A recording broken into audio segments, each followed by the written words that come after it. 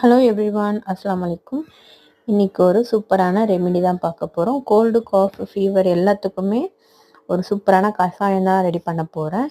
இந்த டைம் இந்த கிளைமேட்டுக்கு வந்து குழந்தைங்கலேருந்து பெரியவங்க வரைக்கும் ஃபீவர், கோல்டுன்னு எல்லாருமே வந்துட்டுருக்குல்ல, அதுக்காக தான். அயானுக்கு கொஞ்சம் காஃப் இருந்தது, ஃபீவரும் லைட்டாக இருந்தது. அதுக்காக எங்கள் அம்மா கிட்ட கேட்டு இந்த ரெமெடி நான் ட்ரை பண்ணுறேன். அதுக்கு ஃபஸ்ட்டு நம்ம தேவையான இலைங்கள்லாம் ரெடி பண்ணி வச்சுருக்கேன். கொழுந்து வேப்ப இலை, கொஞ்சம் முருங்கை இலை, மருதாணி இலை, பப்பாளி இலை, கற்பூரவள்ளி, துளசி, வெத்தலை இதெல்லாம் நல்லா வாஷ் பண்ணி எடுத்திருக்கேன். இந்த டம்ளரில் 2.5 டம்ளர் தண்ணி எடுத்துக்கலாம். இந்த டம்ளர் தண்ணி எடுத்துக்கிக்கோங்க. அது கூடவே நான் கொஞ்சம் சீரகம், சோம்பு, ஓமம், மஞ்சத்தூள் ஆட் பண்ண போகிறேன். இந்த இலைங்கெல்லாம் குட்டி குட்டியாக நீங்கள் கையாலேயே பிச்சு அதில் போட்டுக்கலாம். இந்த தண்ணியில் எல்லா இலையுமே போட்டுக்கோங்க. போட்டுட்டு அதுக்கப்புறம் நம்ம எடுத்து வச்சுருக்க அந்த சோம்பும், சீரகம், அப்புறம் ஓமம் இதெல்லாமே ஆட் பண்ணிக்கலாம்.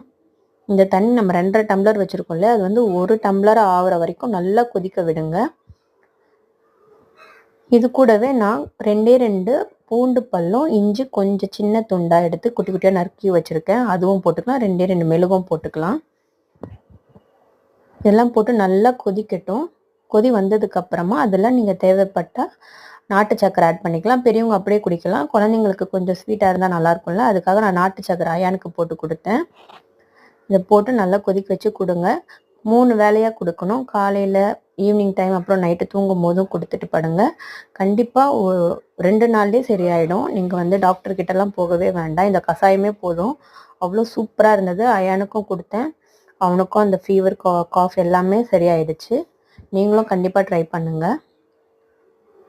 பாருங்கள், இந்த அளவுக்கு வத்தனதுக்கப்புறமா நம்ம வடிகட்டி நம்ம அதில் நாட்டு சக்கரை ஆட் பண்ணி கொடுத்துக்கலாம் குழந்தைங்களுக்கு.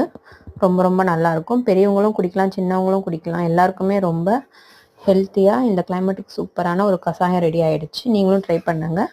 பிடிச்சிருந்தால் லைக் பண்ணுங்கள், கமெண்ட் பண்ணுங்கள். தேங்க்யூ ஃபார் வாட்சிங்.